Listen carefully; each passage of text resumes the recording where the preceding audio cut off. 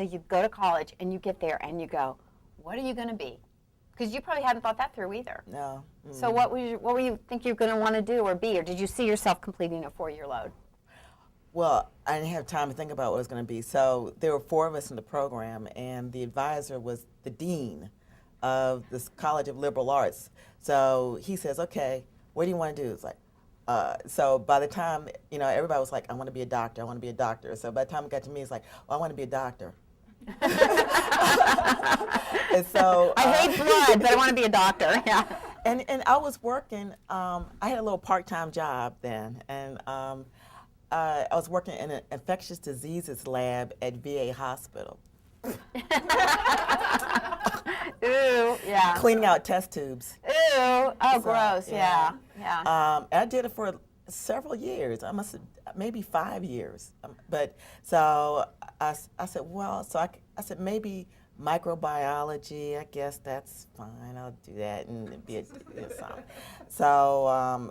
But you were going to be educated, so yeah. And then Howard University had. So now I'm in college a year ahead. So I'm a year younger than my cohorts, and so in this they had another program called the BSMD program, which is really good, and you would give up your junior and senior year in college to go to medical school. So you get in 2 years early. So it compressed 8 years, 4 years undergraduate, 4 years medical school into 6 years. So I said, hey, I can do that. Then I'll be 3 years ahead of my cohorts. And then if I'm ahead, then maybe I'll have, I sort of felt like I would be better or something. I don't know what it was. Now it doesn't matter. So I'm 52 now. It's like 52 to 54, that's nothing. But from 17 to 21, that was huge. That's a lifetime. Yes. That's a lifetime. So I did that for a minute. For a minute? For a minute. I thought it was really interesting when you got into med school, and the thing is you have to realize is that Linda is brilliant. I mean, she's a mathematician. I mean, it's kind of like you talk about the right brain and the left brain and creativity and all those kinds of things, and I think about that. And I think a friend of mine that I dated in college years and years ago, he was like you, just brilliant, and he taught himself to play music through math. That he played the piano through math. He figured out the mathematical formula for playing the piano. I can't even begin. And so I think about, there's some kind of genetic coding in you between your brother and your dad being musicians and you having this passion for math. So I think it's really, really interesting. But you found in our conversation, which I've thought a lot about too, was that the thing you didn't like about medical school was that the competition, but not that you're afraid of competition, but how grading became this competitive thing. It wasn't competitive against you and your skills, it's competitive against your classmates. Do you want to talk a little bit about that? Yeah, and I never got to medical school. I was a pre-med major for a minute and quit quick.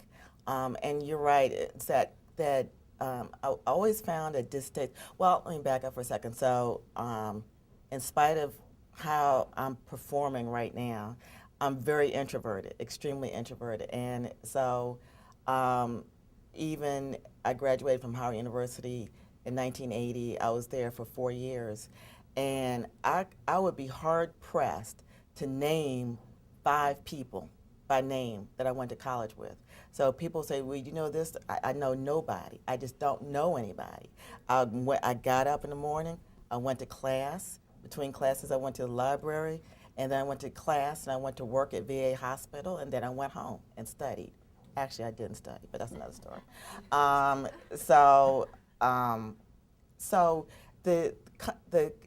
To get into medical school, you had to have a certain amount of academic achievement, but in your own right, but you had to have a certain amount of achievement relative to others. So there was always an awareness for all the group that aspired to get into medical school, how their peer group was doing. So if they scored the best on the medical school entrance exam, then they had a good chance to get in a lot of college. If they scored a good score, it may not be good enough if it wasn't the best. So we were always looking at what grades you got, 4.0 and things like that. And so some of the students at the time would do things like if they weren't going to get an A in the class, they'd drop the course.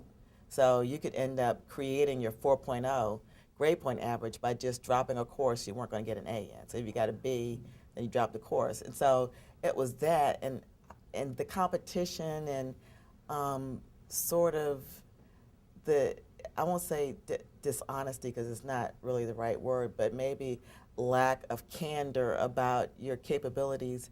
I didn't really like it that much. And I don't think Howard University was different in that respect. I also didn't like memorizing things. With zoology, chemistry, and things like that, it required memorizing what I thought were facts that meant nothing.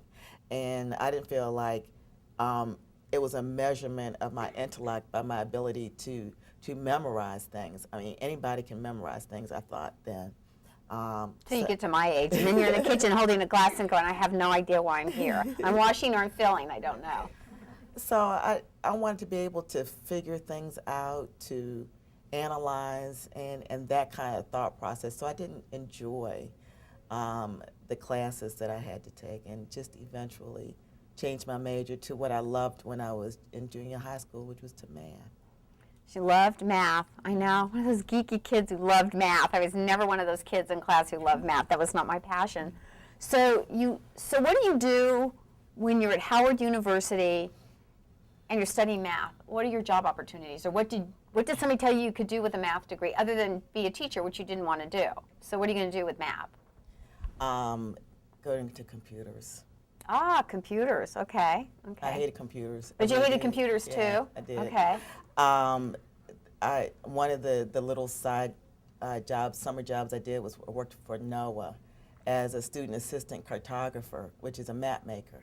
And back then they had pen and ink maps, so you had to, draw nautical charts, little symbols on it with pen and ink. And I'm left-handed, so my problem is I'd smear my left hand over the ink and just ruin charts. They had to clean it up. I had to be very careful to not smear my left hand. So they got tired of cleaning up my charts and just said, go work on the computers. Nobody else wants to. And it's ironic because that's all they do now is, it's computer-generated nautical charts. And so it was a punishment to go work on the computers. The second kind of punishment story was to graduate. I had ended up just decided that I was just take all the classes that I liked. Just whatever I liked I would just do it.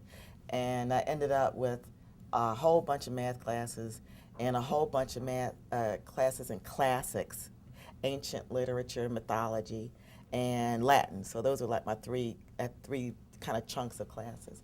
And the counselor said, well, I'm afraid to tell you that you're going to have to go to school an extra year because you need computer classes because you have no practical minor to go with your math major. And so I had to take computer classes or she was not going to sign my approval to graduate. So I said, oh, okay. So I waited till the last minute because I procrastinate. All the classes were closed, thank God. And so I went back and said, I can't take a computer class, they're all closed. And she said, oh, well, here's a class right here. There's only one person registered in it, and you'd be the second. So it was IBM assembler language. Nobody wanted to take it. So I took that, and it actually wasn't so bad. It wasn't so bad. How many people in the class? Was it just the two of you? Just the two of us. I don't know his name either. I never knew his name. Well, you couldn't even know the one other person when you're in a class of just two? I didn't even know his first name. You were very antisocial. Yeah, and I took the second semester with him again. I didn't know his name. It's like, hey. And then we got married, and I still don't know his name. Yeah. So it's like, hey, hi, how you doing? Hey, dude. Yeah.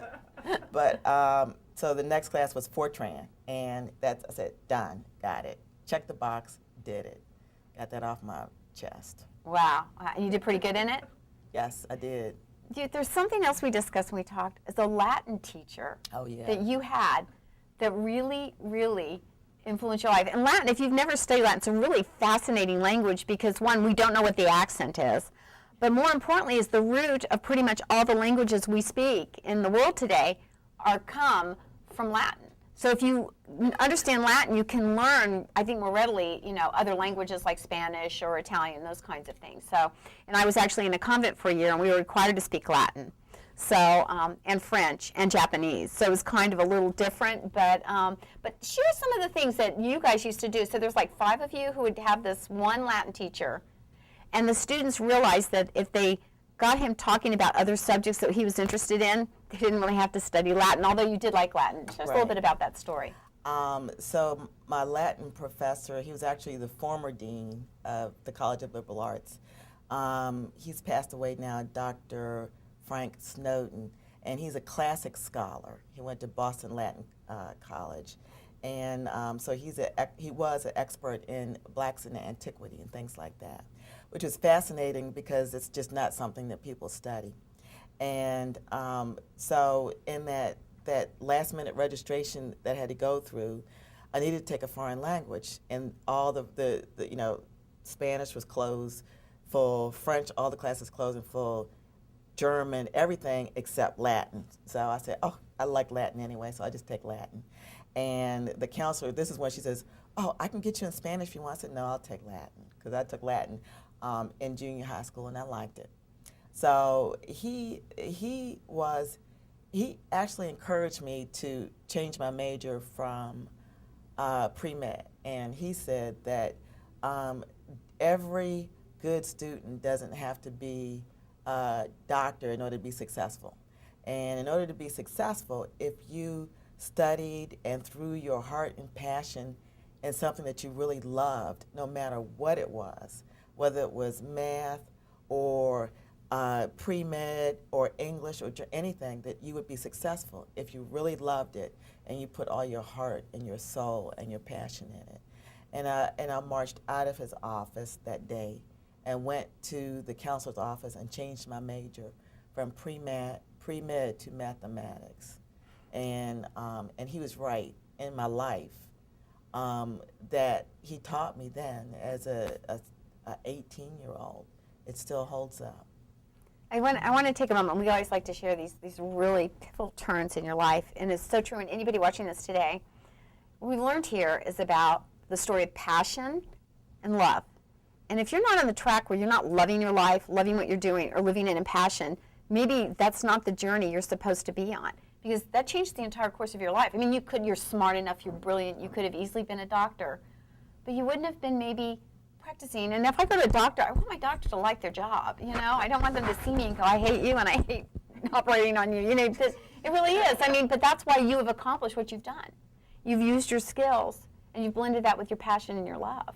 So let's then talk about, so this kind of light got turned on in your head at a very young age, which I kind of wish that we, at a younger age, really talk to our children and those we mentor and say, do you love what you're doing? Are you excited to get up every day and go do what you're doing? So you made this decision, which changed, I mean, that day you said, yeah, I don't love what I'm doing and I want to be in mathematics. So let's talk about when you get out of school and where you go work and the journey to where you are today. So what was that first job after you got a degree? You know, a lot of people who don't know me, they figure that they, you know, just like when Nancy, they get up and start reading my resume and, oh, it sounds like I had this big plan, and I always aspired to be what I was, and then I worked through getting the checkbox and get my ticket punched and all that kind of stuff, and that I had a life that was planned and charmed and organized and all that kind of stuff. My life was more like wandering on a beach and picking up seashells and keeping some and throw away the others. So my decisions have been more like, oh, that's a nice seashell, I'll keep it. Or you see something out the corner of my eye. So it's been more of a wandering and muddling through life's turns and decisions that start off with just a shiny object on the beach.